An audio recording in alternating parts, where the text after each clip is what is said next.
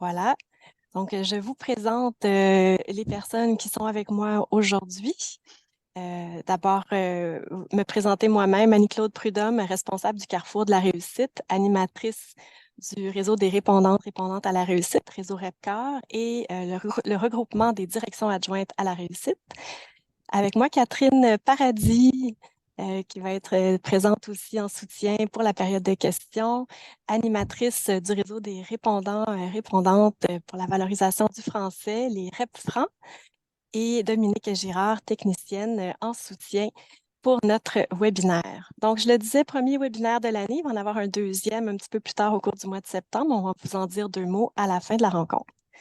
Ce sera un webinaire d'une durée de 75 minutes. Ça comprend 50 minutes de présentation suivie d'une période de questions de 15 minutes. Le webinaire est enregistré. Les documents sont déjà partagés sur le site web du Carrefour de la réussite, le diaporama et aussi un feuillet explicatif préparé par les chercheurs. Sans plus tarder, je vous les présente d'ailleurs, ces chercheurs.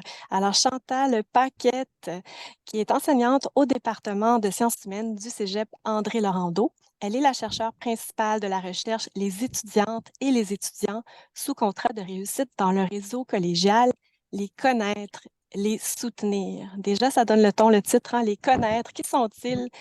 Mieux les connaître pour mieux les soutenir. Depuis ses tout débuts en enseignement, Chantal Paquette a milité pour la mise en place de mesures pour accompagner les étudiants dans leur intégration aux études collégiales dans un esprit de pédagogie de première année. Elle a élaboré un bassin d'idées pour les projets de réussite, d'accompagnement, de soutien des étudiants. Ça fait 30 ans qu'elle œuvre en ce sens. Elle s'intéresse plus particulièrement aux étudiants qui ont connu des échecs multiples et qui sont dans l'obligation de signer un contrat de réussite. Bienvenue, Chantal. Bonjour. Micha- Michael Gaudreau, enseignant au département de mathématiques et statistiques du Cégep de Jonquière depuis 25 ans. Il est chercheur en statistique à ECOB depuis une quinzaine d'années. Il participe à de nombreux projets. Vous avez dû voir son nom passer souvent. Plusieurs projets liés à la réussite et à l'analyse du sondage de la population étudiante des cégeps, le fameux sondage SPEC. Il est impliqué dans des projets PAREA, des projets PART, et ses travaux portent surtout sur des thèmes qui ont des liens avec la réussite, comme les parcours scolaires, persévérance scolaire, accès aux études collégiales, les transitions, conciliation, études-travail, population étudiante vulnérable, et j'en passe. Alors, bienvenue, Michael. Merci d'être avec nous aujourd'hui. Je vous cède la parole dès maintenant. Merci beaucoup. Alors, Chantal, je vais te laisser le soin de présenter la recherche. Moi, je vais présenter le PowerPoint pendant ce temps-là. Oui, ben bonjour tout le monde. Merci d'être si nombreux pour venir nous écouter. Je voudrais en profiter simplement peut-être pour, dans une petite parenthèse, préciser que Michael et moi, on est deux des nombreux chercheurs. On était en fait une équipe de 7 chercheurs pour cette recherche-là.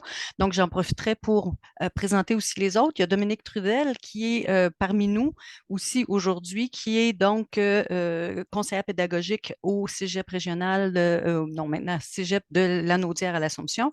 Il y a Marie-Pierre Charrette qui va nous rejoindre un petit peu plus tard, qui, elle, est aussi conseillère pédagogique, mais à Saint-Hyacinthe. Il y avait aussi Caroline Maltais, qui est API à Sainte-Foy, Marco Gaudreau, qui est chercheur chez ECOB, et Pascal Lévesque, qui est un professionnel en intervention au sein du CREPAS. Donc, une belle grosse équipe. Et on va donc vous présenter effectivement aujourd'hui certains résultats de notre recherche.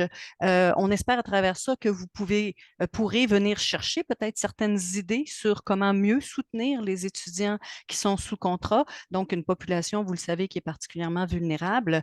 Et s'il y en a qui éventuellement voudraient s'investir encore plus, voudraient s'impliquer plus à fond, ben, on aura une proposition tout à fait honnête à vous faire à la fin du webinaire tout à l'heure pour des suites là, éventuellement à donner à ce que vous allez entendre aujourd'hui. Donc, pour le plan de la présentation, donc, on va faire une courte introduction où est-ce qu'on va présenter la recherche là, dans ses très, très grandes lignes. Après ça, on va rentrer vraiment dans les résultats de la recherche. Tout d'abord, au niveau du portrait des étudiants sous contrat, c'est Michael qui va vous présenter cette section-là. Après ça, un portrait des pratiques qui sont mises en œuvre dans les collèges pour accompagner les étudiants sous contrat. Après ça, un inventaire succinct, mais quand même assez parlant des obstacles qui sont rencontrés par ces étudiants-là pour leur réussite, justement. Et tous ces éléments-là de recherche nous ont amené à pouvoir élaborer un nouveau modèle d'intervention. On va vous présenter ici les principales mesures de ce modèle-là et les suites à venir, effectivement, parce qu'on va rentrer dans une seconde phase de recherche. Là, en fait, on est en train de rentrer dans une seconde phase. Alors, présentation de la recherche. Alors, c'est une recherche, vous le savez, qui porte sur les étudiants et les étudiantes sous contrat. C'est depuis 2001, donc, qu'il y a un règlement qui a imposé la signature d'un contrat. Donc, le règlement, vous en ai mis le texte ici. Vous voyez donc que ça vise essentiellement les étudiants qui échouent la moitié ou plus de leur cours à une session donnée. Et donc, ils doivent signer un engagement écrit, d'où l'idée de contrat. Et ce contrat-là, bien sûr, vous le savez, impose des conditions qui peuvent aller jusqu'au renvoi. Donc, il n'y a pas d'obligation automatique de dire qu'il faut aller jusqu'au renvoi. Ça prévoit que l'extrême limite, disons, des conditions à imposer ou des sanctions plutôt à imposer peuvent aller jusqu'au renvoi. Au niveau du descriptif de la recherche, donc, c'est un projet qui a été subventionné par PAREA. Comme je vous disais, donc, on était 7 chercheurs qui provenaient de 5 cégeps différents. On a commencé à l'automne 2020 et le rapport est dû pour être déposé en décembre qui vient, en décembre 2023. Et on a réussi à recruter 28 cégeps participants qui ont accepté donc de nous permettre de faire la collecte de données dans leur établissement. On avait donc 3 objectifs parce que quand on s'est mis à fouiller un peu sur la question, on s'est aperçu que depuis 2001, donc depuis la mise en place du règlement qui oblige la signature de contrat, il n'y a aucune recherche scientifique qui a été menée pour essayer justement de mieux caractériser cette population-là et essayer donc de voir comment répondre à ses besoins. Donc, ça a donné lieu à 3 objectifs qui sont justement de documenter cette réalité-là. Après ça, de produire une typologie des mesures qui existent dans les cégeps, parce qu'il y a peu de cégeps qui vont diffuser les résultats d'expérimentation qu'ils ont menés entre leurs murs. Donc, on voulait savoir un petit peu qu'est-ce qui se fait un peu partout dans les cégeps. Et finalement, ben, c'est le point principal qu'on va aborder aujourd'hui, c'était de développer un modèle d'intervention. Tout ça, ça s'est donc décliné en 4 volets, comme je vous les ai présentés rapidement tantôt, donc le portrait statistique et sociodémographique des étudiants sous contrat, en passant ESC que vous allez voir un peu partout dans la présentation, c'est notre abréviation pour étudiants sous contrat, ça va quand même un peu plus vite à écrire. Deuxièmement, donc l'inventaire des mesures d'aide. Troisième volet, des entrevues menées avec des étudiants sous contrat et finalement le modèle d'intervention lui-même. Alors, ce sera à mon tour de vous parler un peu des étudiants sous contrat. Donc, on a fait différentes analyses pour voir qui ils étaient. Avant même le début de la collecte, avant même le début de notre projet, on a voulu quantifier, est-ce qu'ils sont nombreux à être sous contrat? Est-ce que c'est une pratique qui est régulière, qui est fréquente? Donc, on a travaillé avec le SRAM qui a produit pour nous certaines analyses préliminaires. De ces analyses-là, on a tiré certains constats, entre autres, qu'il y a environ le tiers des étudiants qui vont échouer la moitié de leur cours à un moment de leur parcours, que ce soit en première session, que ce soit plus tard dans leur parcours. C'est environ le tiers des étudiants. Certains même vont échouer à plus d'une reprise, plus de la moitié de leur cours, mais globalement, c'est environ le tiers. Deuxième constat, les étudiants qui ont échoué la moitié de leur cours à un moment donné de leur parcours, n'importe quand, seulement 18% vont obtenir le fameux DEC plus 2 ans. Donc, c'est-à-dire le DEC selon la durée prévue, 3 ans pour un programme technique ou au tremplin DEC, 2 ans pour un préuniversitaire, plus 2 ans. Donc, ça nous amène après 4 ou 5 ans, seulement 18%, alors que chez les autres élèves, les autres étudiants qui n'échouent pas au moins la moitié de leur cours, 85% vont obtenir leur DEC. Donc, ça nous confirmait que c'était vraiment une population étudiante très, très fragilisée. On voyait aussi dans ces données-là que les échecs multiples, ça arrivait plus souvent à la première session qu'à d'autres sessions du parcours. Donc, ça nous a orienté un petit peu aussi pour la suite. Et finalement, quand on déclinait selon le tremplin DEC ou encore secteur préuniversitaire ou technique, on voyait qu'il y avait 3 fois plus d'étudiants de tremplin DEC qui se retrouvaient sous contrôle, qui échouaient la moitié de leur cours qu'au préuniversitaire ou au technique. En fait, en termes de proportion. C'est certain que si on regarde seulement en nombre, comme ils sont beaucoup plus nombreux, le nombre de contrats décernés au secteur préuniversitaire est à peu près équivalent à celui du secteur technique auquel on additionnerait celui de tremplin DEC. Donc, globalement, plus de contrats au secteur préu, parce qu'ils sont nombreux, mais quand on regarde vraiment en termes de proportion, c'est vraiment au tremplin DEC que la proportion d'étudiants en difficulté qui se retrouvent sous contrat, elle est plus grande. Nos analyses, donc ce qu'on a fait, c'est qu'on a demandé au Cégep de nous transmettre des données sur les contrats qu'ils ont décernés pour plusieurs cohortes consécutives. Donc, on est parti des cohortes de 2014 jusqu'à 2016 pour l'étude et on les a suivis jusqu'en 2019. Ce qu'on a obtenu, je vous donne quelques chiffres, mais dans le rapport, il y a beaucoup plus que ça. Il y a seulement 40% des étudiants sous contrat à la première session qui se réinscrivent à la troisième session. Donc, le contrat, si on échoue à la première, le contrat survient à la deuxième session. Déjà là, ce n'est pas tous les étudiants qui sont présents à cette session-là. C'est environ les 3/4. Donc, il y en a déjà qui choisissent de ne pas poursuivre. Mais quand on regarde ce qui se passe avec l'année suivante, donc l'année qui suit le contrat, ben, il y en a 60% qui ont quitté. Peut-être parce qu'ils n'ont pas réussi le contrat, peut-être pour d'autres considérants, mais c'est quand même un fait qui est assez marquant chez nos étudiants sous contrat. Autre résultat qu'on a obtenu dans nos analyses, tout à l'heure, on avait une vue d'ensemble pour l'ensemble des collèges. Là, on a une vue de certain nombre de collèges participants, mais qu'on est capable de creuser beaucoup plus finement. Donc, entre autres, le DEC plus 2, donc 2 ans après la durée prévue. 15% si la situation d'échec survient à la première session, 26% si ça arrive plus tard dans le parcours. Donc, les étudiants qui se retrouvent sous contrat à la suite d'échecs dès la première session, c'est vraiment problématique pour la suite de leur parcours. Très peu probable qu'ils vont réussir à obtenir un DEC. Par contre, dans le projet, on voyait que certains de ces étudiants-là vont se réorienter, vont aller chercher un DEP, vont aller chercher d'autres qualifications, mais pour l'instant, on s'attarde davantage au DEC. Donc, c'est un enjeu très, très présent. Puis, quand on regardait par secteur, même chose, on voyait que ceux qui obtiennent l'obtention d'un DEC chez les étudiants qui ont échoué dès la première session, j'ai dit que globalement, c'était 15%, mais si je regarde le secteur technique ou encore en tremplin DEC, ben on baisse à 12 et à 9%. Donc, au préuniversitaire, l'impact est un petit peu moins grand, mais dans ces deux secteurs-là, il y a vraiment des enjeux un peu plus grands. On voulait essayer de comprendre qui sont ces étudiants-là sous contrat. Donc, je vous ai regroupé quelques caractéristiques que je n'ai pas chiffrées, sont toutes chiffrées ailleurs, mais je voulais quelque chose d'assez succinct. Mais on observait que globalement, proportionnellement plus de garçons vont se retrouver sous contrat, donc vont échouer davantage, vont se retrouver avec 50% d'échecs et se retrouver sous contrat. Souvent, les étudiants de 18-19 ans, donc, ceux qui arrivent, mais qui n'ont pas 17 ans au 30 septembre, qui arrivent à 18 ou à 19 ans, c'est souvent des étudiants qui ont trébuché dans le passé. Donc, des redoublements, prolongations pour aller chercher leur scolarité aux adultes, etc. Donc, ces étudiants-là, la proportion sous contrat est très, très élevée. Et les 21 ou plus aussi, un peu moins élevés, mais tout de même, puis souvent, ce n'est pas le même profil. Donc, quand on arrive à 20 ans, puis même 20, 25, 30 ans, bien là, on a un autre profil, on a une autre expérience de vie, on n'a peut-être pas la même motivation. Donc, il y a plein de caractéristiques qu'on a analysées aussi dans d'autres recherches qui démontrent que les étudiants un peu plus âgés arrivent avec un portrait assez différent des 18-19.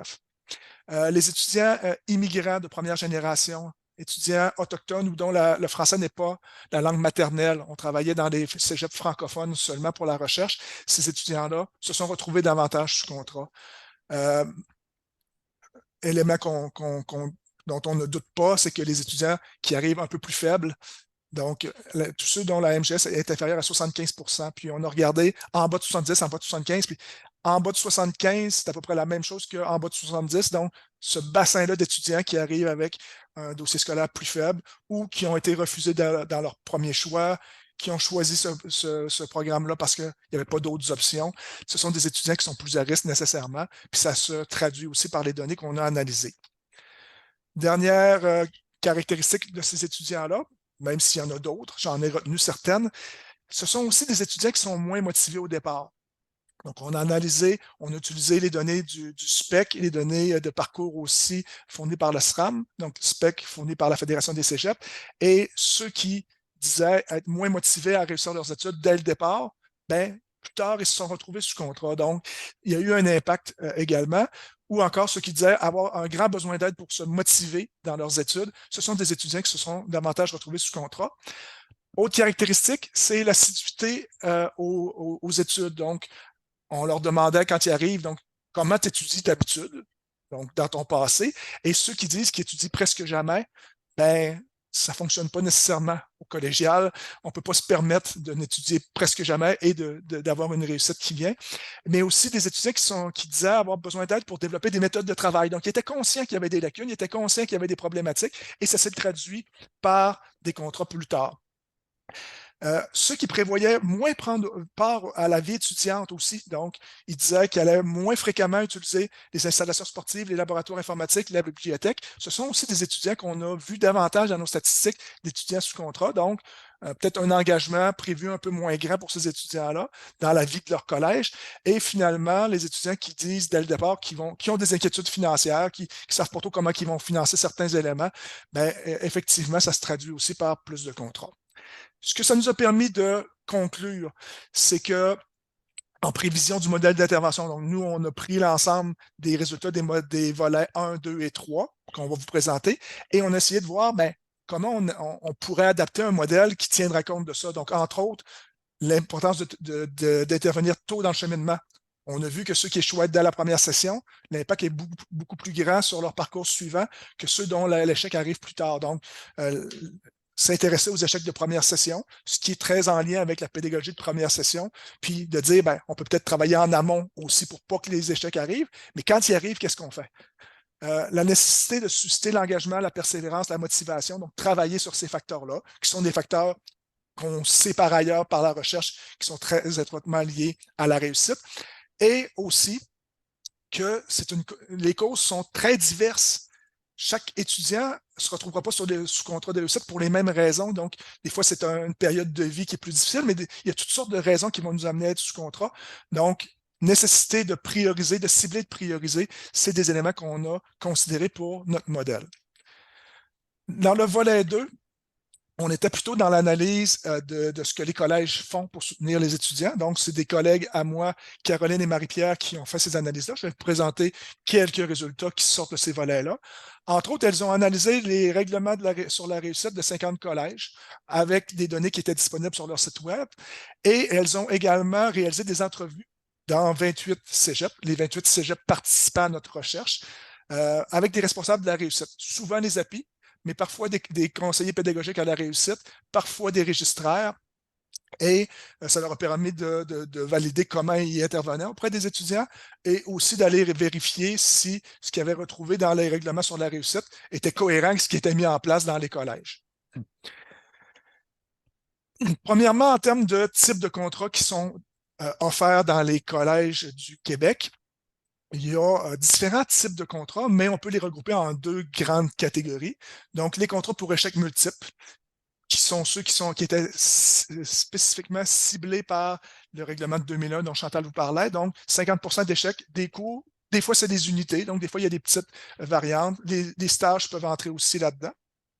Et l'autre type de contrat, c'est d'autres raisons administratives, échecs répétés d'un même cours, d'un même stage. Il y en a qui ça va être plus spécifique, un cours de formation continue ou encore un cours dans ta technique. Donc, il y a des particularités d'un collège à l'autre, mais globalement, l'échec répété d'un même cours va amener un autre type de contrat ou encore récurrence de plusieurs sessions avec échec, mais pas nécessairement la moitié des cours échoués. Donc, on a vu quand même une diversité de types de contrats. Puis quand on a traité les données de contrat que les collèges nous faisaient parvenir aussi, on a vu que pas tout le monde qui classifie ça de la même façon ou qui intervient de la même façon auprès des différents étudiants. En termes de signature du contrat, donc on avait 28 entrevues, on voit dans combien de cas chacun des éléments a été mentionné ou était présent. Donc, il y en a plusieurs qui vont dire que pour informer de la signature du contrat, on va procéder par rétention d'horaire. Donc, tu dois signer le contrat et ensuite, on pourra débloquer ton horaire. Dans 23 des 28 collèges participants, c'était la façon de procéder. Plusieurs fonctionnent maintenant avec une signature électronique, donc c'était possible de le signer de façon électronique, ce qui n'empêchait pas que plusieurs avaient aussi des rencontres avec des intervenants. Donc, la signature électronique pouvait être combinée. Dans 14 des cas, on avait aussi des rencontres avec des intervenants, mais cette rencontre-là n'était pas toujours obligatoire. Ce qui était obligatoire, c'est de signer le contrat, mais de rencontrer quelqu'un en personne, ça, c'était pas nécessairement obligatoire.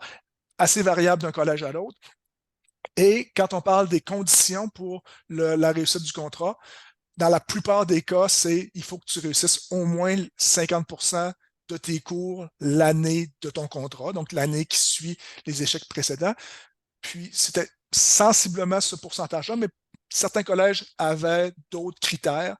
Des fois, le pourcentage pouvait être un peu plus élevé. Des fois, le suivi pouvait se faire sur plus qu'une session. Donc, c'était pas seulement tu dois réussir cette session-ci, mais tu dois t'engager à avoir une meilleure réussite aussi pour les années suivantes. Donc, dépendamment des collèges, on avait différentes pratiques. Après la signature du contrat, 23 des collèges n'avaient pas nécessairement un suivi spécifique au contrat. Donc, s'assurer que l'étudiant est en voie de réussite ou voir si ça va bien en cours de session, c'était moins fréquent, mais il y avait des mesures d'aide qui étaient proposées aux étudiants. Il y avait quand même des choses proposées, mais vraiment de faire un suivi spécifique à l'étudiant, c'était plutôt rare. Aucune mesure dédiée aussi aux étudiants sous contrat. Souvent, les mesures qui étaient en place, c'est des mesures qui sont offertes à l'ensemble de la population collégiale, en donnant priorité à l'inscription, par contre, à ces étudiants-là, mais rarement on avait des mesures qui ciblaient uniquement ou spécifiquement les étudiants sous contrat. Puis, peu de comités de suivi ou de mesures de contrôle, donc rarement des occasions de discuter en concertation dans un collège autour des étudiants sous contrat ou encore de s'assurer qu'on met les bonnes choses en place. Donc, ça, c'est quelque chose qu'on voyait peu. Que les responsables qui ont été rencontrés rapportaient, c'est qu'au moment de la signature du contrat, il y avait des enjeux parce que, comme l'API est souvent la personne désignée pour faire signer les contrats, en début de session, il est surchargé. Donc, c'était vraiment un enjeu. Ceux qui procédaient par signature électronique disaient ouais, mais on ne les rencontre pas. Est-ce que le facteur humain est suffisamment présent? L'apport de l'intervenant, donc, on disait que les rencontres individuelles étaient jugées utiles, mais n'étaient pas souvent mises en place. Facteur temps, facteur coût ressources qui est présent. Puis, souvent, des difficultés à cibler les besoins des étudiants. Donc, on se disait, il y a plusieurs causes. On n'a pas toujours des outils qu'il faut pour rapidement cibler pourquoi cet étudiant-là s'est retrouvé sous contrat. Donc, c'était un élément qui était soulevé. Puis, finalement, la concertation entre les acteurs, c'est un enjeu. Il n'y avait pas toujours un porteur clairement identifié dans le collège. Donc, ce que ça nous a permis de retenir qu'on pourrait réinvestir dans un modèle d'intervention. Ça pourrait être une bonne idée de décaler la signature du contrat pour éviter que tous les contrats se signent au moment où est-ce que les API sont déjà très occupés en début de session. C'est important d'identifier les besoins des étudiants sous contrat. Donc, c'était une lacune qui avait été soulevée. De personnaliser l'approche pour susciter l'engagement aussi. Et, si c'était possible, d'assurer un suivi au cours de la session, ça serait souhaitable. Chantal? Oui, alors, on va regarder maintenant les obstacles qui se présentent là, sur le chemin des étudiants qui aboutissent à être sous contrat. Les données qu'on va vous présenter viennent de deux sources. D'une part, on a mené une série d'entrevues semi-dirigées avec des étudiants sous contrat, avec ma collègue Dominique Trudel, et on a rencontré donc 46 participants et participantes. Et il va aussi avoir certaines diapos, et c'est Michael qui va vous les présenter, qui viennent donc de l'analyse des données du SPEC 1 ou de défi, là, qui est géré par le SRAM. Donc, au niveau de la réaction au contrat de réussite, on s'est rendu compte que plusieurs étudiants avaient exprimaient avoir eu une réaction assez négative au moment d'apprendre qu'ils étaient sous contrat. Et vous voyez que, bon, il y a différents types de réactions. Les chiffres qui sont à côté, entre parenthèses, c'est le nombre d'étudiants, le nombre de cas parmi les 46 là, qui ont soulevé ces éléments-là. Donc, ça allait du découragement, de la démotivation, à des craintes, à des fois de la colère, du stress, une anxiété aussi liée à la perspective d'être éventuellement expulsé du collège. Beaucoup étaient inquiets de ça et trouvaient, on parlait par exemple, comme Adèle le disait, j'ai un contrat sur ma tête, comme si une sorte d'épée de Damoclès qui était là. Et pour certains étudiants, on a quand même vu qu'il y en avait plusieurs pour qui ça avait été relativement positif, en ce sens où ça leur avait donné comme une poussée supplémentaire, ça les avait amenés à se mobiliser, à prendre conscience qu'ils devaient agir et se prendre en main pour essayer de remonter la pente en quelque sorte et essayer de trouver des solutions aux différents défis auxquels ils étaient confrontés. Au mode d'information, maintenant, réaction au mode d'information, Michael le disait tantôt que c'était déjà un enjeu qui était soulevé par les intervenants qui ont été rencontrés là, par mes collègues Marie-Pierre et Caroline. est-ce que le facteur humain est pris en compte du fait qu'on fait signer le contrat électroniquement? Bien, la même préoccupation est soulevée par les étudiants qu'on a rencontrés en entrevue. Souvent, ce moyen-là est jugé froid ou peu humain, distant, et ça fait en sorte que souvent, ils vont nous dire qu'ils auraient voulu parler à quelqu'un des fois, rien que pour poser des questions ou pour ventiler certaines de leurs inquiétudes, et ce n'était pas toujours possible. Même, je vous dirais, souvent, ça n'était pas possible tant qu'ils n'avaient pas signé le contrat. Et plusieurs nous ont souligné que les rencontres individuelles étaient justement rares. Et ça fait un lien avec ce que disait Michael tantôt, comme quoi ben, c'est très exigeant en ressources de faire des rencontres individuelles. Donc, beaucoup de cégeps, et en plus que c'est un moment occupé le début de la session, donc dans beaucoup de cégeps, il n'y a pas cette possibilité-là d'avoir des rencontres individuelles où l'étudiant pourrait justement poser ses questions et prioriser ses besoins et voir les suites à donner finalement à son contrat. Oui, OK. Alors, on a aussi inventorié les obstacles à la réussite qui nous ont été mentionnés parce qu'il y avait une question qu'on posait où est-ce qu'on leur demandait justement, eux, de nous dire comment ils évaluaient les facteurs qui ont mené à la signature du contrat. Et encore là, ça confirme bien évidemment que c'est multifactoriel. On vous a fait ressortir ici les 3 dimensions principales, mais il y en a beaucoup, beaucoup d'autres.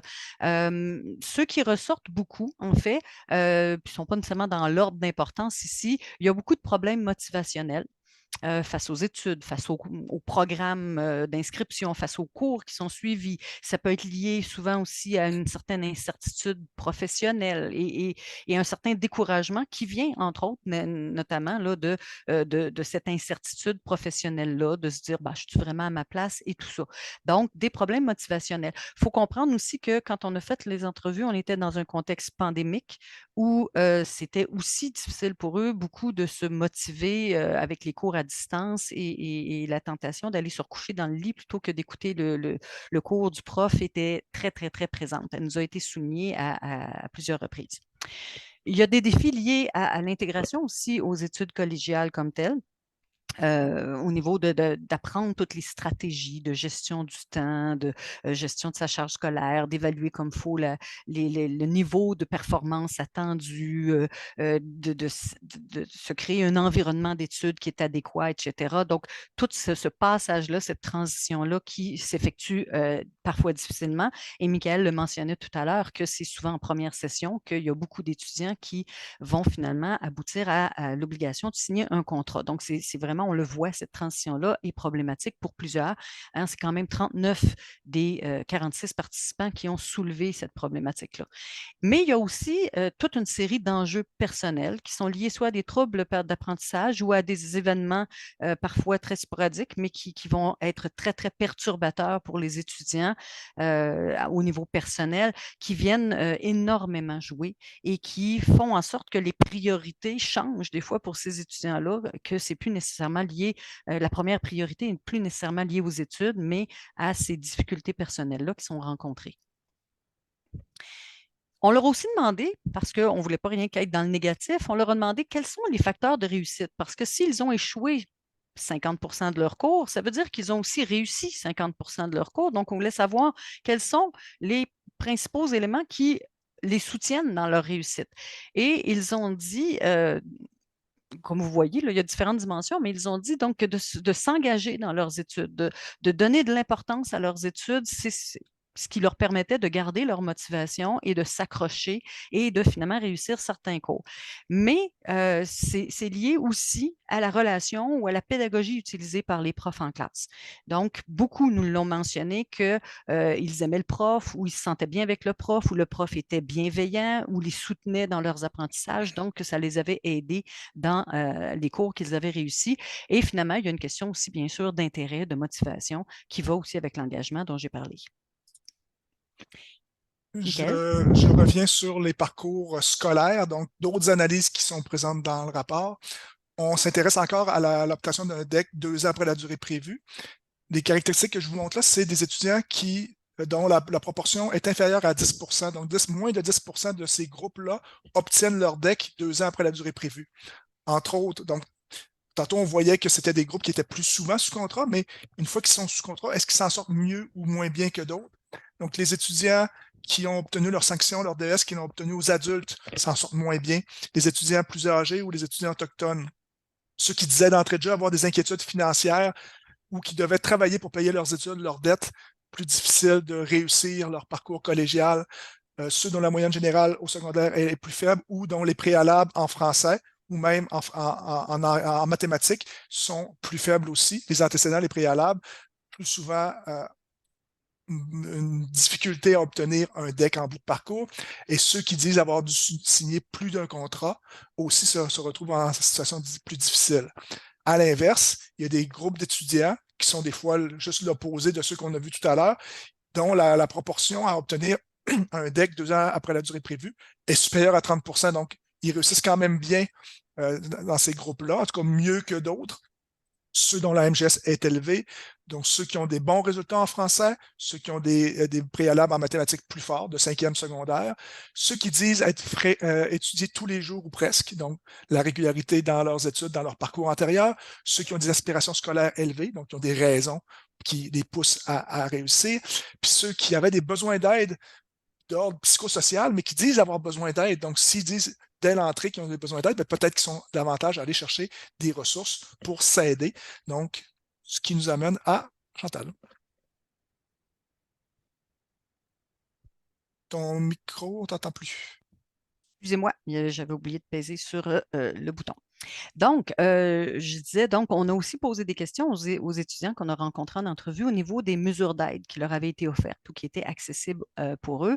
Et ce qui est ressorti d'une part, c'est que plusieurs ont affirmé qu'aucune mesure d'aide ne leur avait été proposée ou que celles qui leur ont été proposées, ils ont jugé qu'elles ne répondaient pas nécessairement à leurs besoins. Donc, on voit déjà ici, on en parlait un peu tantôt, que dans les cégeps, il n'y a pas nécessairement aussi un suivi pour savoir si les étudiants remplissent les contrats, les conditions de leur contrat. Bien, on voit que peut-être dès le début de la session, il y a une difficulté ici et ça peut être lié, entre autres, à la difficulté d'identifier et de bien cibler les besoins des étudiants dès le début de la session. Les étudiants nous ont dit aussi que majoritairement, ce qui leur était proposé ou ce qu'ils ont eux-mêmes eu l'initiative d'aller chercher comme aide, ce sont des mesures universelles qui existent dans le cégep, donc qui ne sont pas dédiées spécifiquement aux étudiants sous contrat.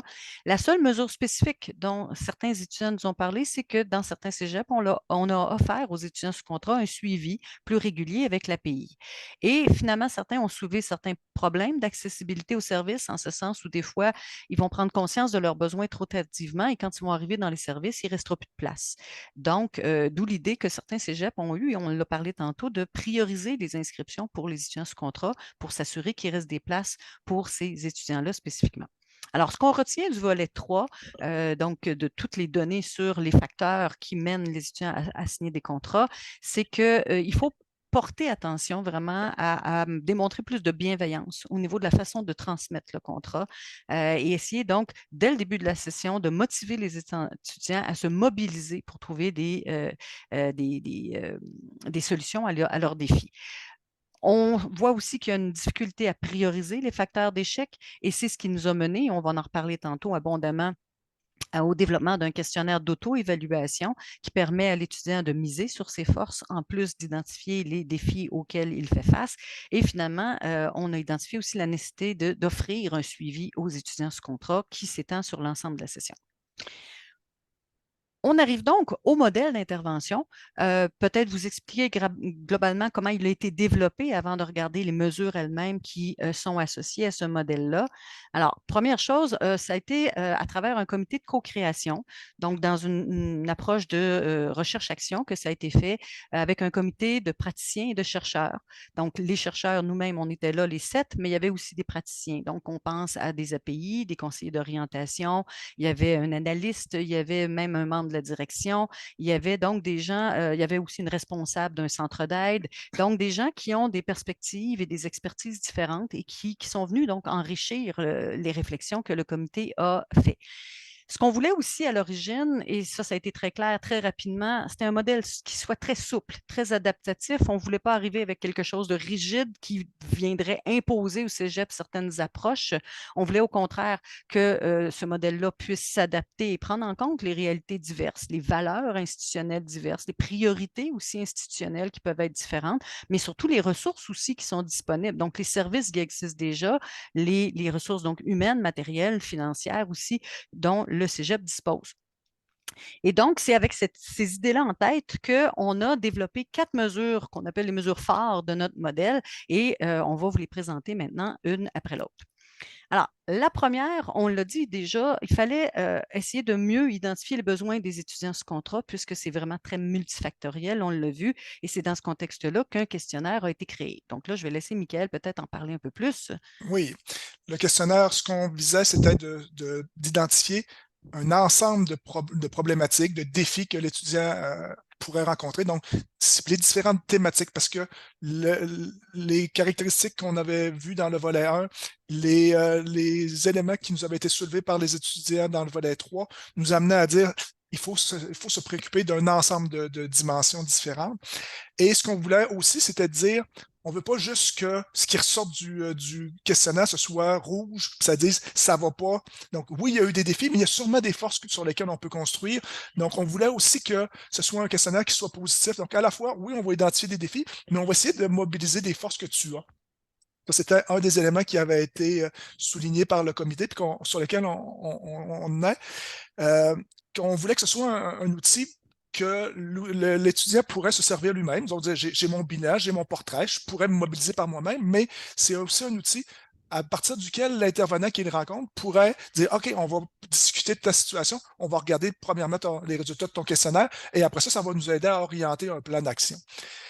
Donc, puis, ce qu'on voulait aussi avec cet outil-là, c'est que globalement, le cégep puisse être en mesure de mieux planifier ses ressources. Donc, si on voit qu'il y a un grand nombre d'étudiants qui arrivent avec les mêmes problématiques, les mêmes défis, mais peut-être qu'on pourrait offrir des groupes qui pourraient...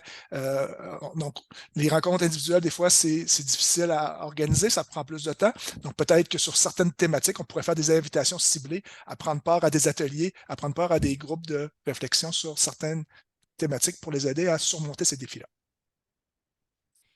La deuxième mesure phare, c'était en relation avec la signature du contrat lui-même, où est-ce que, donc, on préconise que la période de signature soit prolongée jusqu'à la 3e semaine, donc, autrement dit, jusqu'à la date limite d'annulation de cours. Pourquoi? Bien, parce que ça donne plus de temps pour rencontrer les étudiants, donc de pouvoir planifier une rencontre avec les étudiants et faire, comme Mickaël l'expliquait, là, utiliser le questionnaire pour pouvoir dresser un plan d'action pour l'étudiant. Et ça permettait aussi, c'est une hypothèse qu'on émettait, que ça permettrait aussi de stimuler la persévérance scolaire parce que l'étudiant sous contrat commence sa session. Alors que s'il refuse de signer son contrat parce que, bon, pour toutes sortes de raisons, parce qu'il n'a pas rencontré personne qui ne lui ont pas expliqué exactement les tenants et aboutissants, puis il décide de ne pas signer son contrat, il ne commencera jamais sa session. Donc, il va être un décrocheur par défaut. Alors que s'il commence sa session parce qu'il a accès à son horaire, vu que la signature de contrat est prolongée jusqu'à la 3e semaine, ben, peut-être qu'il va être déjà plus motivé à continuer ses études. Il va peut-être avoir certains cours qui vont l'avoir accroché et qui vont le décider à dire oui, je vais investir pour essayer de m'améliorer et réussir mon contrat en bout de ligne. Donc, c'est l'hypothèse qu'on émettait. Troisième mesure phare aussi, c'était justement la rencontre qui devait se tenir, on le disait, jusqu'à la 3e semaine. Donc, ça permettait d'étendre sur une plus grande période ces rencontres-là. Et donc, on misait là-dessus pour humaniser le processus de signature du contrat. Cette rencontre-là visait essentiellement, bien sûr, à informer l'étudiant sous contrat des conditions auxquelles il était confronté, mais aussi justement à prioriser ses besoins, à rédiger, élaborer un plan d'action et en même temps aussi, à travers une relation positive qu'il développerait avec son API ou avec l'intervenant qu'il rencontre, stimuler son engagement, le mobiliser pour résoudre ses difficultés. Finalement, la 4e mesure, ben, c'était de dire, une fois cette rencontre initiale-là terminée, de proposer et d'effectuer un suivi pendant toute la session en fonction des besoins. Donc, un étudiant qui résout rapidement certains besoins, n'aura peut-être pas besoin d'être suivi aussi fréquemment. Donc, s'adapter aux besoins de chacun, mais aussi faire du référencement aux différents services, encore là, selon les besoins des étudiants. On préconisait qu'il y ait, par exemple, un suivi de mes sessions pour vérifier un petit peu où en est rendu l'étudiant. Est-ce qu'il remplit son plan d'action? Est-ce qu'il le suit? Est-ce qu'il respecte ce qu'il s'est engagé lui-même à faire? L'encourager, bien sûr, lui prodiguer des encouragements et, au besoin, s'il s'est rendu compte qu'il avait mal ciblé ses besoins, apporter des correctifs. On suggérait aussi fortement de faire un bilan de fin de session ou à tout le moins d'envoyer aux étudiants qui réussissent leur contrat, donc qui ont eu du succès dans leurs différents cours, de leur envoyer un mot de félicitations et peut-être aussi faire un bilan pour les amener à réfléchir à qu'est-ce que j'ai changé dans mes stratégies qui m'ont permis de réussir et que je pourrais réinvestir à la session suivante et à toutes les sessions suivantes, ou ceux qui auraient échoué leur contrat, leur dire qu'est-ce qui s'est passé, essayer avec eux d'analyser la situation pour éviter qu'éventuellement ça se reproduise et aussi leur donner les perspectives d'avenir, puisque s'ils ont échoué le contrat, ils vont possiblement être expulsés. Donc, leur expliquer un petit peu ce qui va leur arriver par la suite. Alors, ce modèle-là a été déployé, en fait, il a déjà été expérimenté à l'hiver dernier, à l'hiver 23, dans 4 cégeps expérimentateurs, dont le mien, André-Laurando, mais aussi Saint-Félicien, Saint-Jérôme et Saint-Laurent. Je ne sais pas s'il y a des gens de ces cégeps-là ici, mais on les remercie énormément. Ça a été, on a eu une collaboration absolument extraordinaire de leur part. Alors, dans chacun de ces cégeps-là, de la façon qu'on a fonctionné, en fait, c'était Pascal Lévesque et moi qui suivaient les cégeps dans la mise en œuvre. On leur a demandé de former un comité qu'on a appelé gentiment le comité MEO, le comité de mise en œuvre, qui regroupait à la fois des professionnels, des membres de la direction, certains avaient même des enseignants qui en faisaient partie.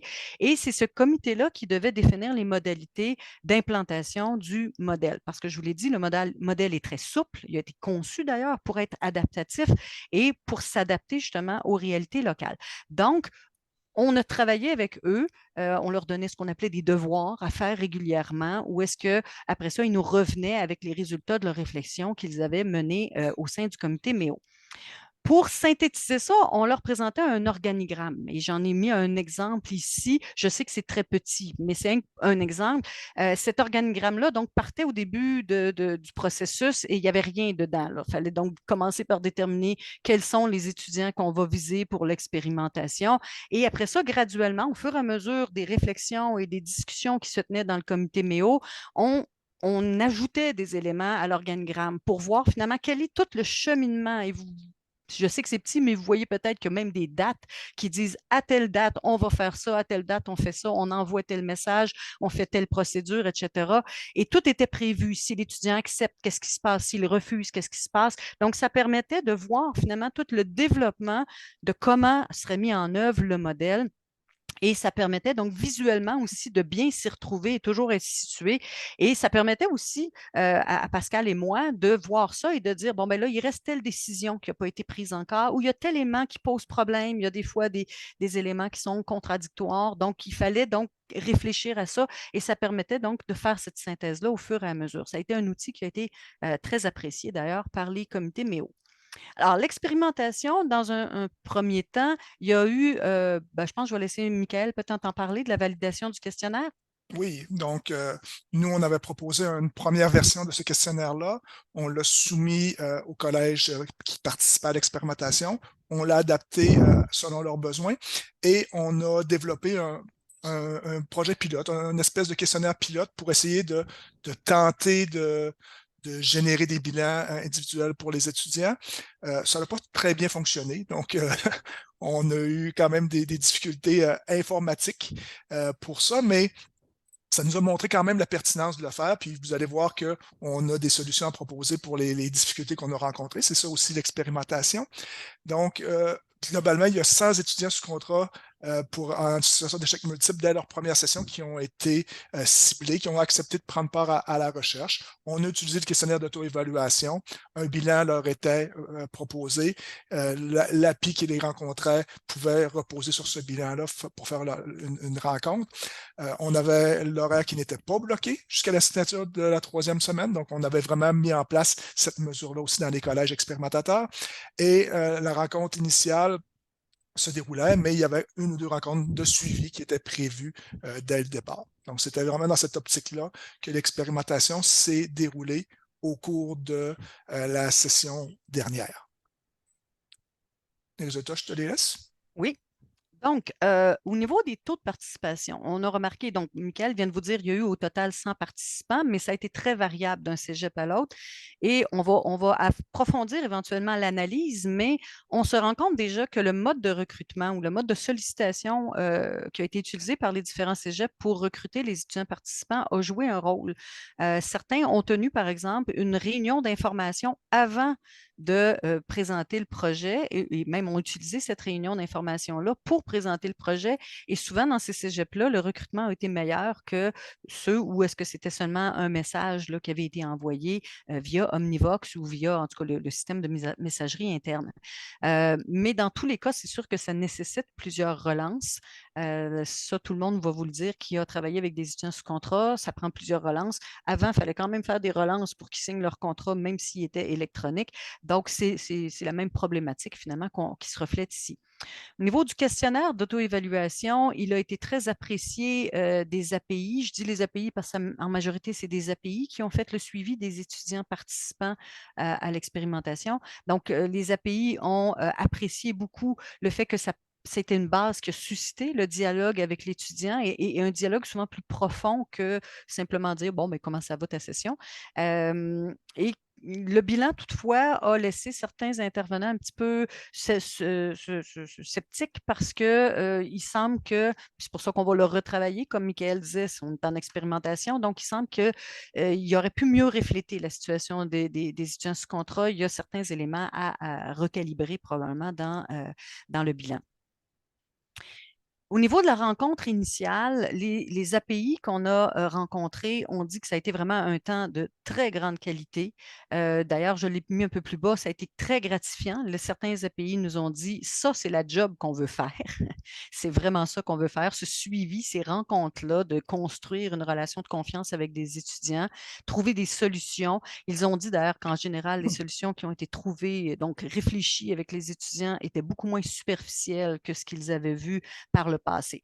Mais tous ont souligné, et on s'y attendait, que c'est des rencontres qui sont très chronophages, donc qui prennent beaucoup de temps. Ça a été une moyenne de 45 minutes. Donc, ça, la réflexion va se faire aussi au niveau de voir est-ce qu'il y a des moyens de faire une rencontre qui serait peut-être moins longue ou des moyens de faire peut-être des rencontres de groupe pour essayer là, de maximiser finalement le temps de rencontre. Au niveau du suivi des étudiants, ils se sont rendus compte que pour peut-être le début de session, le tiers de la session, peut-être, la mobilisation était forte chez les étudiants. Ils répondaient à leurs messages et ils étaient actifs et il y avait vraiment des interactions assez soutenues entre l'API et les étudiants qui le suivaient, mais que, bien sûr, au fur et à mesure que la session avançait et que la charge de travail des étudiants s'alourdissait avec leurs cours, l'engagement diminuait. Ils ont trouvé que le référencement a été très efficace, par exemple, avec le suivi qu'ils en ont fait. Ils se sont rendus compte qu'il y avait vraiment une prise en charge des étudiants sous contrat qui avait été faite. Au niveau de la concertation qui a existé dans les cégeps, on a vu que ça a été très, très, très variable. Ça dépend de tellement de facteurs, de qui s'est impliqué dans le comité MEO à l'origine. Est-ce qu'il y a eu vraiment une diffusion des informations sur l'expérimentation qui était faite à l'hiver? Donc, il y a beaucoup, beaucoup de facteurs qui interviennent pour expliquer que certains cégeps, il y a eu très peu de concertation, d'autres, il y en a eu beaucoup. Mais un peu partout, il y a une prise de conscience qu'il faut justement établir des meilleurs canaux de communication entre les différents intervenants qui sont appelés à agir auprès des étudiants sous contrat. On va jeter maintenant un petit coup d'œil aux suites. Alors, je vous ai mentionné très rapidement dès le début qu'on va rentrer, enfin, on est en train de rentrer actuellement dans une deuxième phase de la recherche qui, cette fois, va porté sur 3 axes. Et c'est vraiment dans la continuité de la première phase. Là. On ne repart pas sur des bases complètement nouvelles. Donc, la deuxième phase de la recherche va tout d'abord viser à compléter l'analyse des retombées de l'expérimentation. notamment parce qu'on n'avait pas eu le temps à la session d'hiver de rencontrer les étudiants eux-mêmes, les étudiants qui ont participé à l'expérimentation.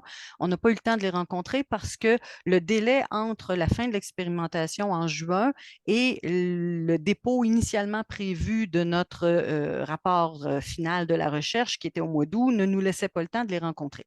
Mais là, on a obtenu une prolongation. On peut déposer le rapport en décembre prochain et on va mettre ce délai supplémentaire-là à profit pour rencontrer justement les étudiants qui ont participé et pouvoir donc extraire de ça là, des analyses qui vont nous permettre de retravailler le modèle. On va aussi compléter les analyses précédentes sur les données qu'on a demandées au Cégep aussi par rapport, par exemple, à la réussite des étudiants qui ont participé, à réussite du contrat, réussite des cours, etc. Et ça va nous permettre donc de revoir le modèle et d'apporter aux besoins des correctifs. Deuxième chose, c'est qu'on veut faire une large diffusion des résultats de la recherche. C'est une des raisons pour lesquelles on est ici aujourd'hui, pour faire un transfert d'expertise. Et éventuellement, on va vous en parler plus tard, on voudrait aussi réaliser d'autres expérimentations, donc une phase 2 d'expérimentation à partir du modèle qui aura été revu et corrigé. Et finalement, ça, je vais laisser Michael en parler, il y aura aussi la révision du questionnaire. Oui, donc les thématiques elles-mêmes, est-ce que les thématiques répondent bien? Mais aussi, ce qui est prévu, c'est qu'avec la Fédération des cégeps, on travaille à informatiser le questionnaire, donc qui devienne un outil proposé à l'ensemble des collèges qui voudraient bien l'utiliser, comme les sondages SPEC, et qui permettent de générer automatiquement les bilans d'étudiants, d'avoir des portraits institutionnels des difficultés rencontrées par ces étudiants-là pour me permettre une meilleure planification des ressources. Également, être en mesure d'avoir un portrait réseau. Donc, est-ce que les problématiques que j'observe dans mon collège se comparent à celles qui sont vécues par d'autres cégeps dans le réseau? Donc, c'est vraiment dans cette optique-là qu'on veut travailler avec la Fédération des cégeps. Puis présentement, il y a une demande de financement qui a été déposée au ministère de l'Enseignement supérieur pour soutenir nos travaux. Puis on est en attente d'une réponse qu'on souhaite favorable. Donc, à venir, on l'a déjà mentionné, donc le rapport final qui va être déposé en décembre 2023, qui va être envoyé dans l'ensemble des cégeps qui ont participé, mais on peut l'envoyer aussi ailleurs. Il va être et un Ton peu micro, partout. ouais. OK, excuse. Oups, excusez. Oui, Ça va.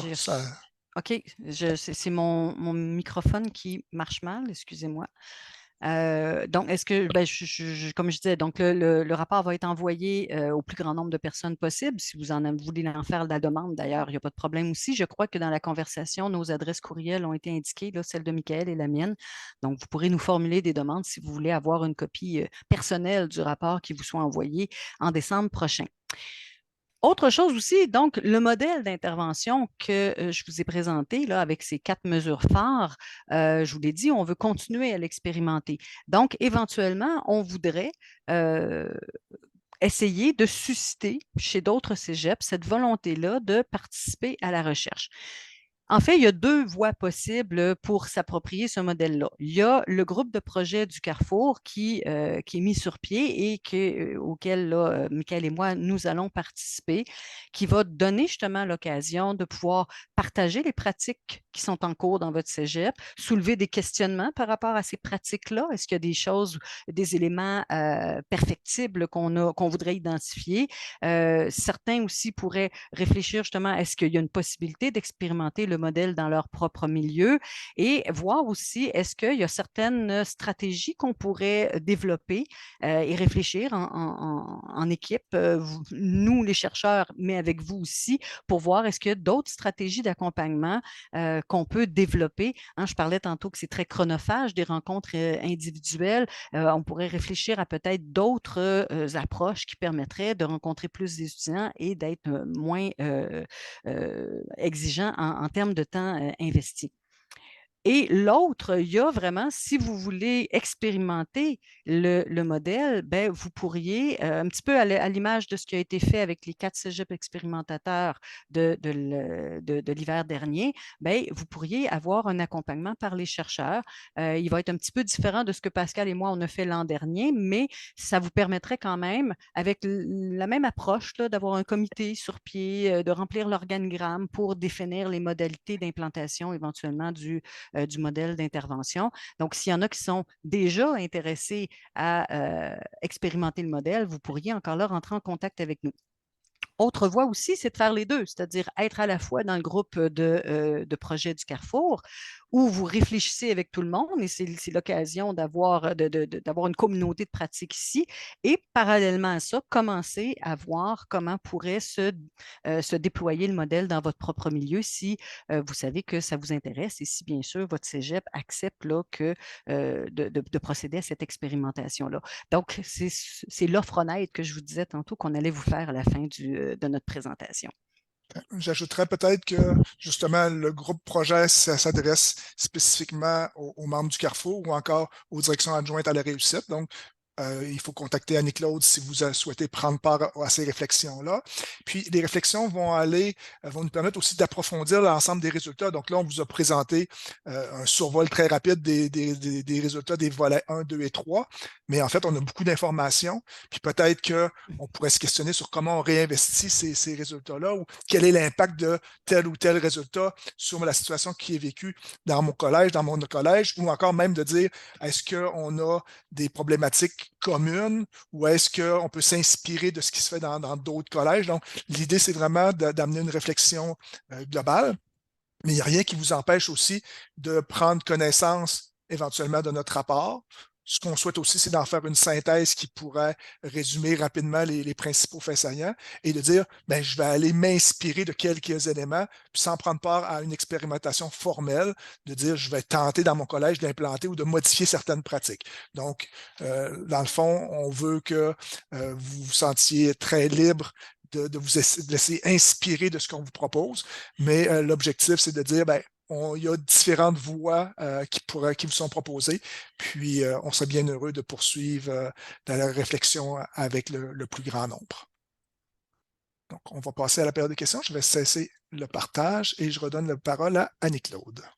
Merci beaucoup, Michael. Merci, Chantal. C'était une présentation très intéressante, très claire aussi. Vraiment, ça a suscité les réflexions. Si je me fie aux questions là, dans l'espace questions-réponses, justement, je vais y aller d'emblée pour qu'on puisse avoir le maximum de temps pour discuter avec vous. Alors, première question de Pierre-Alexandre Morneau-Caron. Il se préoccupe du fait que l'étude a été faite en période de pandémie, puis les enjeux que ça a pu soulever concernant, entre autres, la froideur de certains exercices de communication qui ont pu être faits auprès des étudiants. Est-ce que vous avez été en mesure de séparer ce qui est propre aux étudiants sous contrat de réussite puis ce qui est associé à la période pandémique? En fait, je vais me permettre, Michael, dans les entrevues qui ont été faites avec le 28 Cégep, on avait prévu de demander justement des questions qui demandaient est-ce que, en fonction du contexte pandémique, vous avez apporté des modifications dans vos pratiques? Et bon, oui, il y en a certains qui ont effectivement apporté des modifications dans leur pratique et qui ont effectivement, par exemple, recouru en plus grand nombre à la signature électronique. Mais il y en a plusieurs qui le faisaient déjà avant la pandémie, qui avaient déjà instauré ces mesures-là.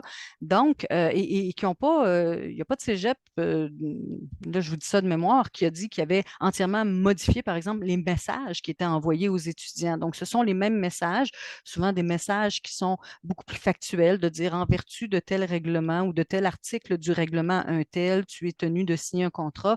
Donc, ça, il n'y a pas eu, on n'a pas vu qu'il y a eu de changement majeur. Donc, on considère que finalement, les résultats qu'on obtient ou la perception que nous renvoient les étudiants sous contrat à ce sujet-là reflète relativement bien la situation qui prévalait probablement aussi avant la pandémie. Puis, pour ce qui est de l'analyse des caractéristiques des étudiants sous contrat ou des parcours, ben, on a pris des cohortes plus anciennes parce qu'on voulait faire un suivi assez long. Puis on s'est rendu jusqu'en 2019 dans le suivi de nos analyses. Donc, tout ce qu'on vous présentait comme caractéristiques et comme parcours ou diplomation de nos étudiants, c'est tout antérieur à la pandémie. Donc, il n'y a pas d'impact à ce niveau-là. Super, merci beaucoup. On a une question maintenant de Caroline Bérubé, qui est professionnelle à la formation continue. Elle se demandait si la formation continue a été prise en compte dans les statistiques et elle demandait aussi si les offres, pour ce qui est là, de s'impliquer dans la recherche, si c'était valable aussi pour la formation continue. Déjà, je peux répondre à Caroline que pour ce qui est du groupe projet REPCAR, oui, c'est tout à fait possible. Donc, je vous laisse la parole, Michael et Chantal, pour voir ce qu'il y a du côté de la formation Oui. continue. Mais c'est certain que les contraintes à la formation continue ne sont pas les mêmes qu'au régulier. Donc, nous, ils n'ont pas été pris en compte dans les analyses qu'on a réalisées. Aussi, pour dresser le portrait des étudiants, on se basait beaucoup sur le SPEC 1, donc le SPEC à l'entrée aux études, et ce questionnaire-là n'est disponible que pour le secteur régulier. Par contre, il y en a peut-être qui le savent déjà, mais il y a un spec formation continue qui est en développement puis qui devrait voir le jour prochainement. Donc, il y a des opportunités peut-être éventuellement d'élargir, mais pour l'instant, c'est vraiment les étudiants au secteur régulier qui ont été ciblés. Merci. Une question maintenant concernant plus particulièrement les étudiants en tremplin deck. Quand vous avez parlé des caractéristiques que vous avez pu observer, qu'est-ce qui les distingue, les étudiants sous contrat en tremplin deck? Est-ce qu'il y a des facteurs clairement distincts pour chacun de ces sous-groupes-là? C'est certain que nous, pour l'instant, on regardait globalement quels étaient les enjeux liés à la réussite du parcours, etc.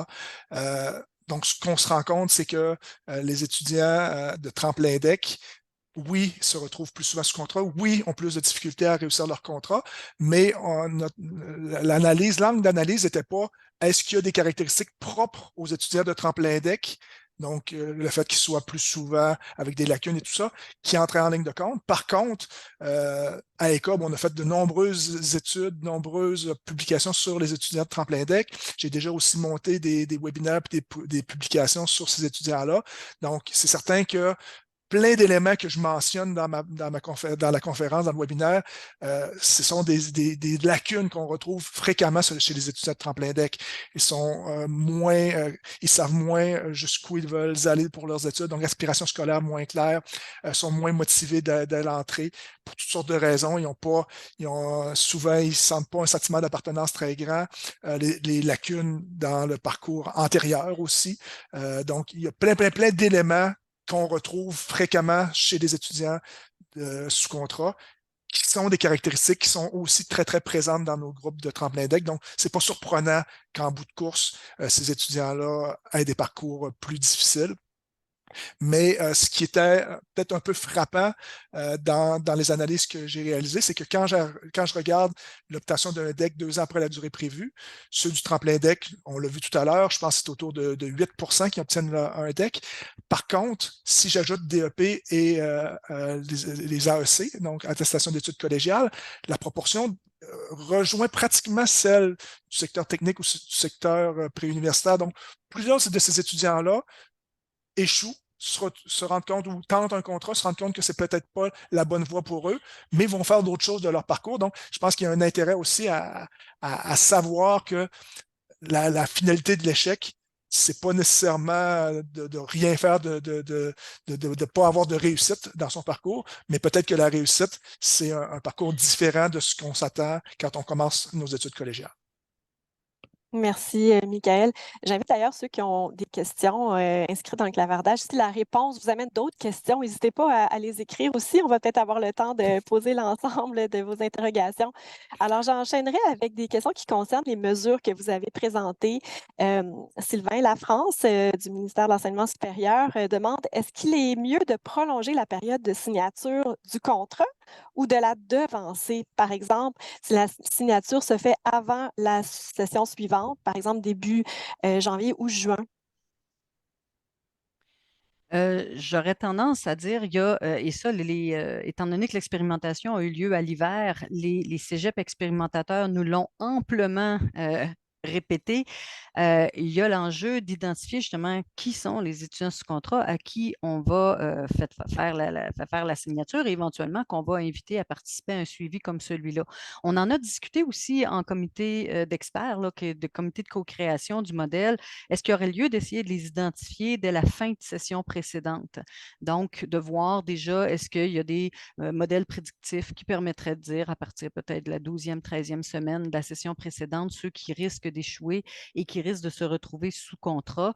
Mais en général, les cégeps étaient, en tout cas, je parle des 4 cégeps expérimentateurs, n'étaient pas favorables à ça. D'une part, parce que c'est tout d'organiser comme tel la liste, d'avoir la liste finale des étudiants sous contrat qui pose problème. Et le risque de faire des erreurs aussi, qu'un étudiant qu'on a ciblé comme possiblement en échec ou à risque de fort échec, finalement, ne soit pas sous contrat et qu'on lui offre finalement un suivi et qui se retrouve un petit peu en porte-à-faux en disant, ben, écoute, j'ai été ciblé comme quoi je ne suis pas bon. Et donc, tout un petit peu porté atteinte à l'estime de soi, au sentiment de compétence et tout ça. Donc, on a préféré dire on va la prolonger et ça va permettre aussi à l'étudiant justement de commencer rapidement sa session et de faire en sorte là, que ça donne aussi assez de temps pour que les intervenants puissent le rencontrer. Parce que si je prends la session d'hiver, par exemple, même si on identifie les étudiants dès décembre qui sont à risque d'être sous contrat, ce n'est pas en décembre ou en janvier, très tôt en janvier, qu'on va pouvoir faire des rencontres avec eux. Donc, de toute façon, il faut que la rencontre ait lieu à partir du moment où les étudiants sont disponibles. Donc, à partir de des fois, ils sont avisés à la semaine zéro qu'ils sont sous contrat, mais dès qu'ils sont avisés, là, il faut pouvoir les rencontrer et ça ne se fait pas dès décembre. Donc, il y avait beaucoup d'obstacles et donc, c'est ce qui a été choisi, là, de préconiser plutôt de prolonger la séance de signature. Tout à fait. Concernant l'identification en amont des étudiants qui ont besoin d'aide, on a 2 questions qui ont été posées. D'abord, de Maïté Roy de la Fédération des cégeps. Pourrait-on identifier ces étudiants-là dès leur inscription plutôt que d'attendre les échecs multiples la première session? Qu'est-ce qui peut être fait selon vous là, en amont? Grosse, grosse, grosse question.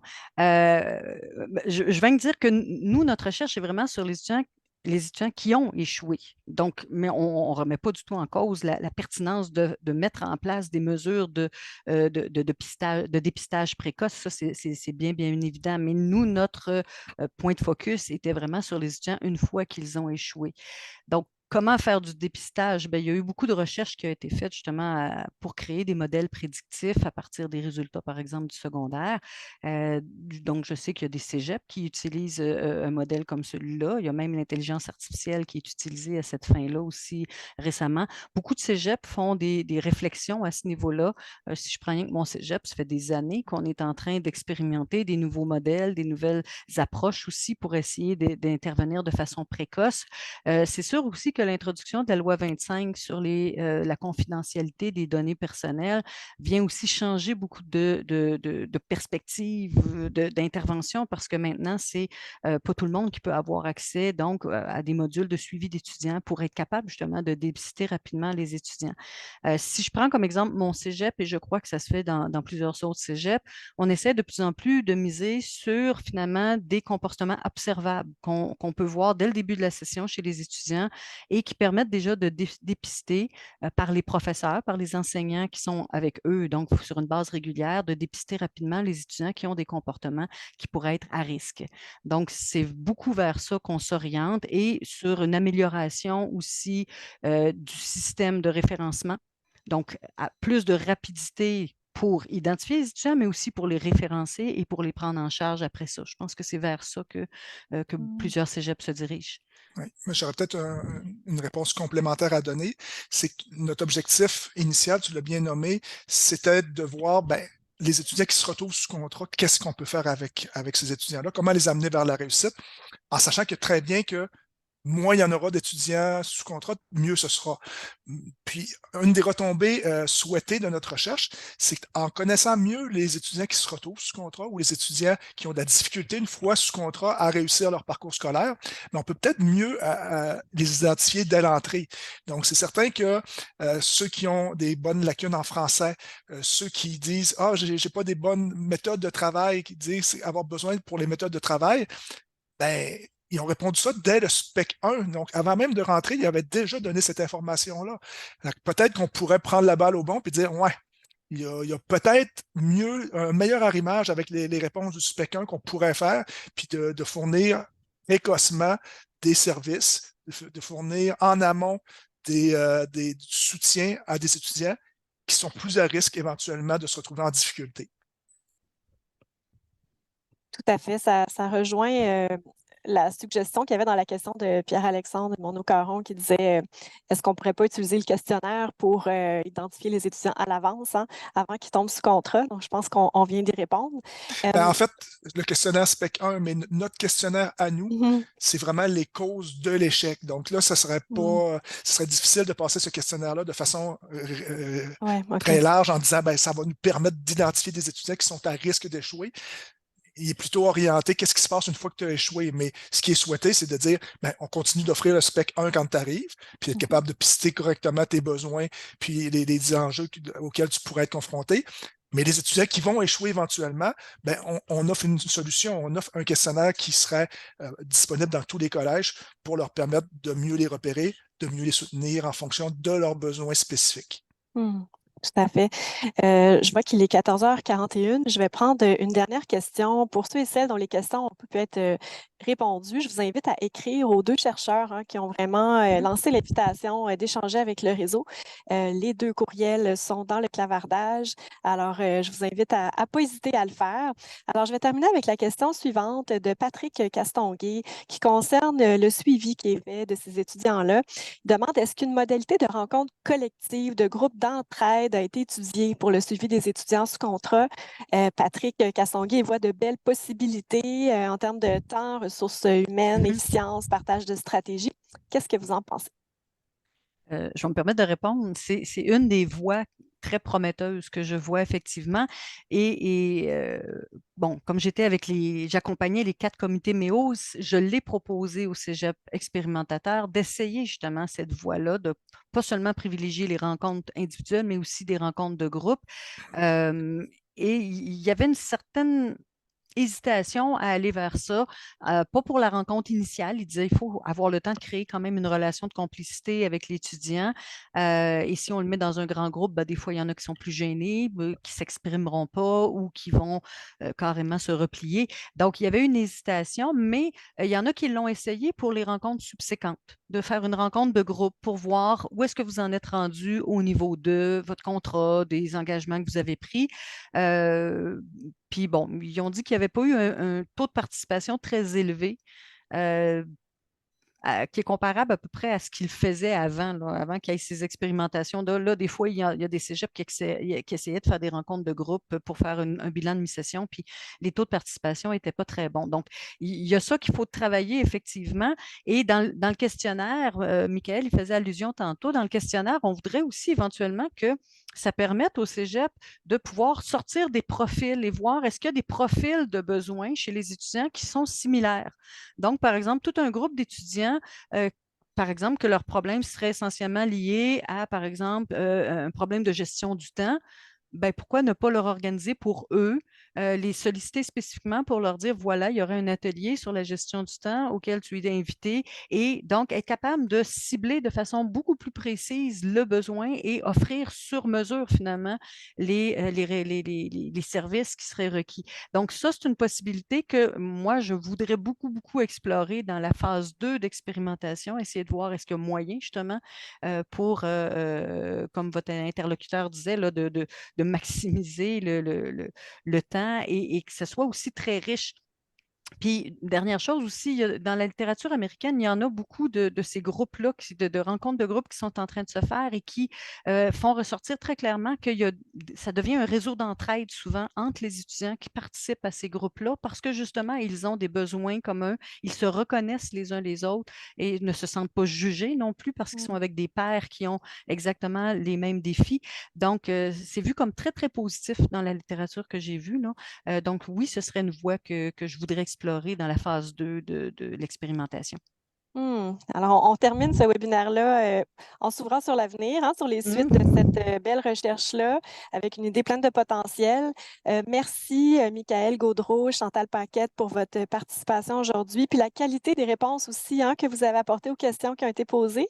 Merci à toutes les personnes qui ont partagé leurs interrogations. C'est à suivre. Comme on vous le disait, il ne faut pas hésiter d'écrire aux chercheurs pour poursuivre l'échange.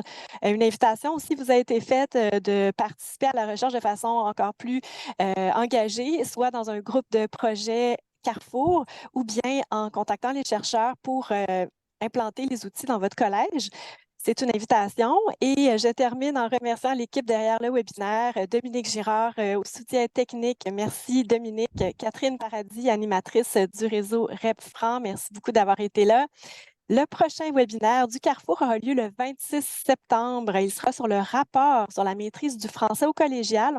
On va rencontrer les expertes autrices du rapport. C'est une invitation. Le lien est dans le clavardage. Je vous souhaite une bonne continuation. À la prochaine.